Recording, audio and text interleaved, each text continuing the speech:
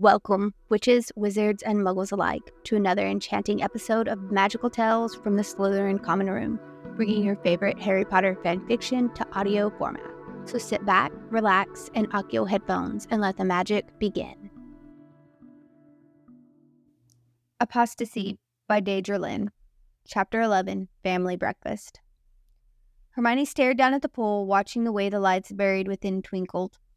It was still dark. Ginny wasn't awake yet, still curled up asleep in Hermione's bed, but from the moment Hermione had seen the pool on her first day, she had been looking forward to a swim. Her parents had had a pool, and during summer holidays, she loved nothing more than to creep down while everyone was still sleeping and swim laps.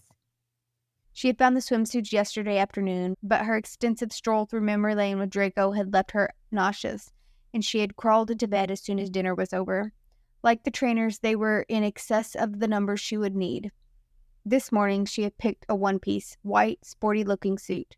The material was mesh lightweight fabric. It wasn't for show like the flashier numbers that had been in there with it, because this wasn't a leisurely swim. She only waited long enough to throw a towel on the edge of the pool and cast a waterproof charm over her wrist holster before diving into the water.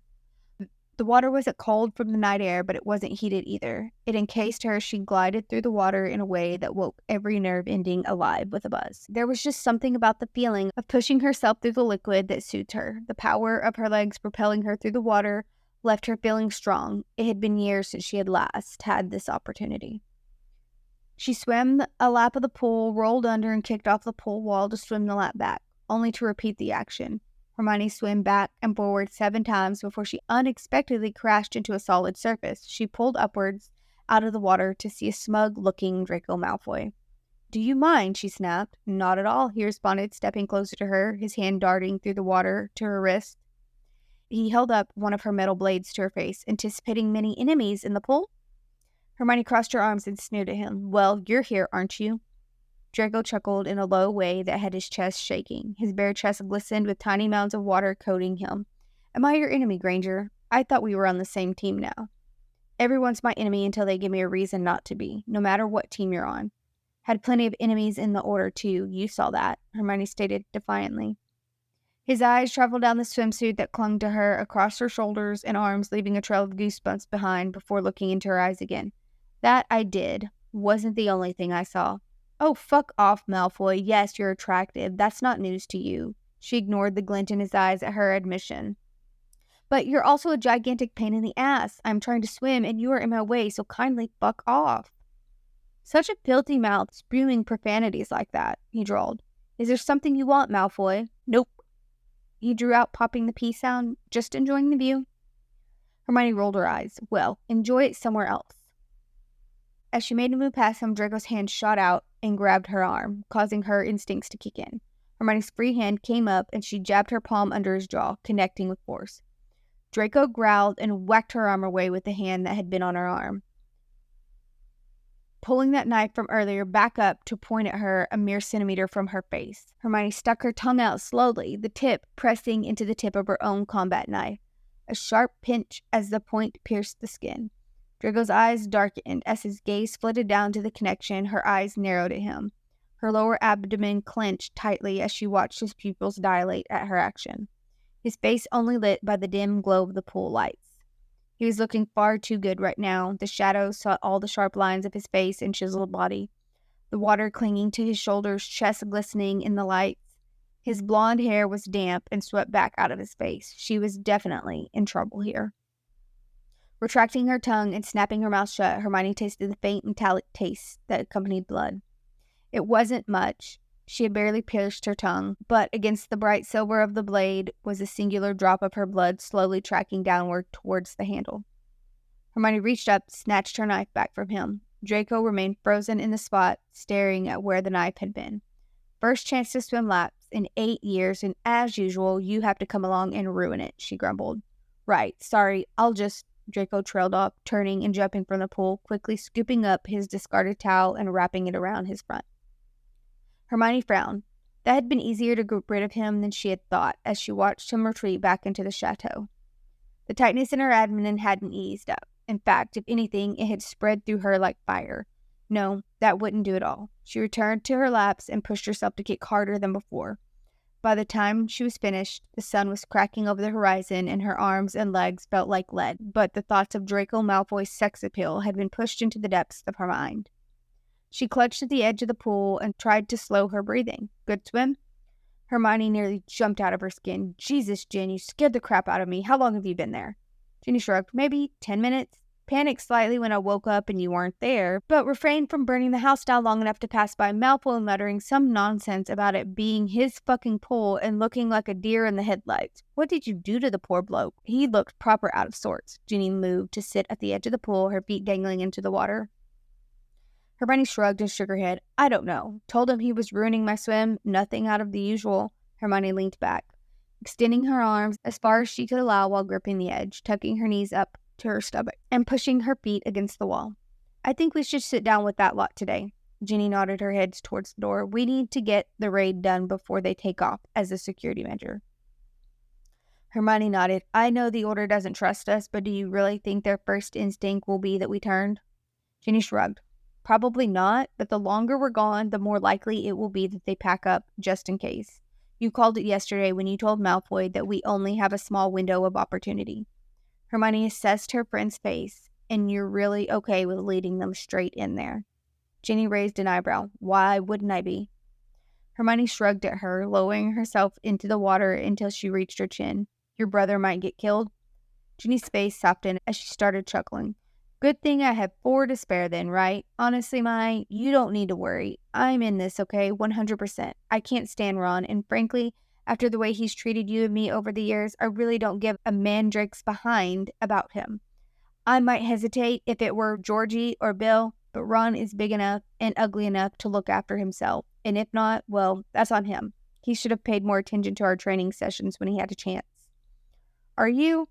Hermione scoffed. Merlin, no, the only ounce of concern I have is tied up in you. But if you say you're fine, then I'm fine. You're right, though. We do need to move. I left some things behind under the floorboard that I would like to get back to, so I would prefer not to risk losing that. Okay, well, I don't mean to be all guns abrasion or whatever the saying is, guns a-blazing, but it's the waiting that's worrying me, and I'm concerned that if we push it too hard, then that lot's going to get suspicious. We need to get on this quickly. Hermione smirked at her red-haired friend. I don't know about you. I think all you would have to do is bat your lashes at Zambini, and he would give you the keys to the kingdom. Oh, shut up, Ginny giggled, kicking water at her. Hermione laughed and splashed her back. You never told me how that little tour went yesterday either. Hermione put her fingers up to make air quotes around Ginny's excuse. Ginny blushed furiously. He actually did just take me on a tour of the house. He was trying to be such a gentleman that I didn't have the heart to interrupt him and jump his bones. Hermione pretended to gag around her finger. It's not like I had high standards to compare him to. It's been so long putting up with the, come on, baby, I'm done. Was it good? Hermione snorted in a laugh. Jesus, Jen, how did you put up with that? Jen grinned. I know, that's what I'm saying. I deserve sainthood, honestly. For the level of ick I tolerated there. What about you and Malfoy, anyways? And don't even deny the sexual tension, because I will gladly have literally everyone in that house back me up if you even have the audacity to try. Hermione laughed awkwardly. There's a difference between teaming up with a mudblood to win the war and betting one. He might be down with the verbal foreplay, but actually following through is probably a different story, Jen. We can't ignore the fact that there's a very large elephant in the room here, being that 3 days ago, they were prepared to kill me just for my blood status. The only reason I'm allowed to be here is because I have something Boldy wants. I'm a means to an end. What an absolute crock of shit, Ginny stared at her. Hermione gave her a disbelieving look. They aren't stupid, Mai. They saw what we didn't want years ago, that Boldy was on the rise. The only way to make it through comfortably was under his leadership. Tiberius not, now he's a muggle-hating son of a bitch. But there's no way in hell you can look at Theodore and tell me that that apple didn't fall far, far from the bird bush. From the tree. You've mixed 2 sayings, Hermione mumbled. Whatever, I don't care. The point is that if I suspected even a fraction that Blaise was harboring Muggle-board-hating tendencies, then I would lose all attraction to him. Daphne and Pansy both made you lunch yesterday after drinking your drink. Hermione rolled her eyes. That hardly meant they didn't hate her. And every damn time you and Malfoy are in the same room, the rest of us are left feeling uncomfortable because neither of you will stop making those fuck me eyes at one another. Hermione ducked her head under the surface of the pool, counting to 30 before breaking for air again. The only reason you're doing that is because you know I'm right. I suspect they are all like us, and just think witches and wizards in general are superior beings. I think that's why they'd have no objection to the proposed change of course. Now get out and help me make everyone breakfast. Are we poisoning them? Hermione asked, hopefully launching herself up on the side of the pool. No, regular breakfast. I'm thinking pancakes. Crepes. We're in France. It would be a crime not to make crepes, Hermione argued as she wrapped a towel around her.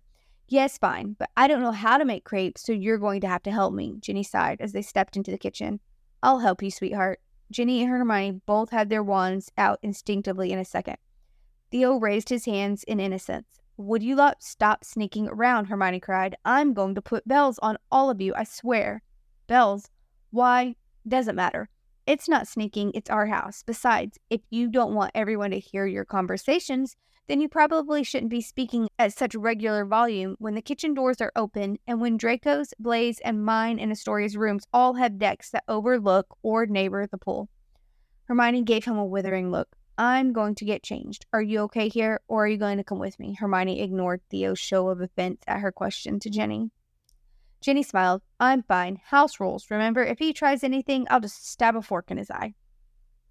Hermione chuckled, throwing a look Theo's way. He was frowning at Ginny in horror.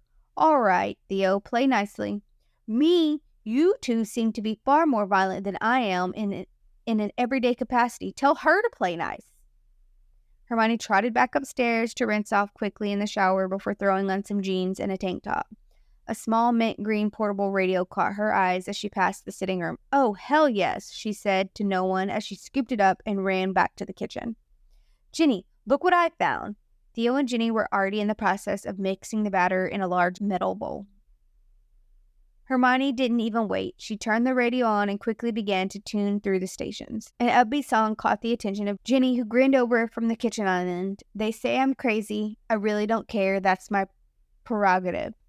Hermione grinned back and turned it up magically with her wand to blast through the kitchen. Theo stood there, eyeing the two witches with an amused smile as they danced around the kitchen and sang loudly. It was one of the only recently released songs that they knew. Hermione had a radio in the attic briefly, but it was destroyed by Harry one night when he got angry at how late Ginny stayed up with her drinking and dancing around in her room. Hermione and Ginny both started dancing in Theo's direction as he flipped a crepe out of the pan and onto a plate. He laughed, catching the contagiously good mood they were in, and began singing into the spatula despite clearly not knowing the words. I don't need permission, make my own decisions, that's my prerogative. Who the hell?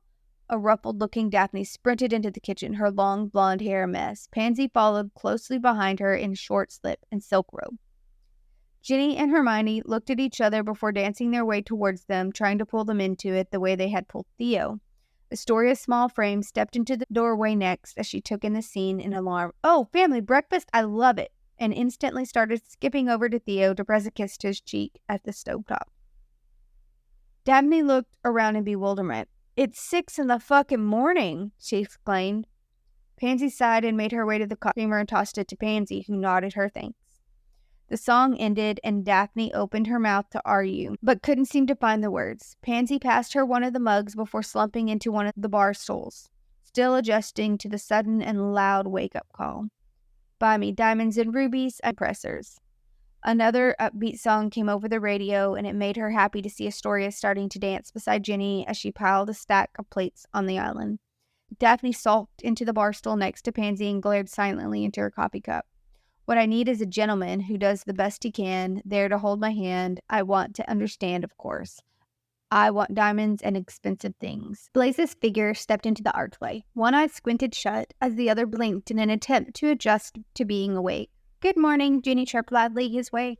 Blaise frowned and stepped into the room, helping himself to Pansy's coffee, who didn't even have the energy to fight him off and just let him take it. You lot are far too cheery for this time of day, Blaise mumbled, lost to the song blasting over the radio. Would we call it daytime? Daphne scowled. Cheer up, Daph. These two have big plans for us today, apparently, Theo chuckled, pushing a large stack of crepes towards her to put on the dining table. Daphne whimpered in a fake cry for a few seconds before grabbing the plate. Hermione danced to the archway, cupping her hands around her mouth. "Malfoy! Family breakfast! Get your pasty ass down here!" she yelled up the stairs.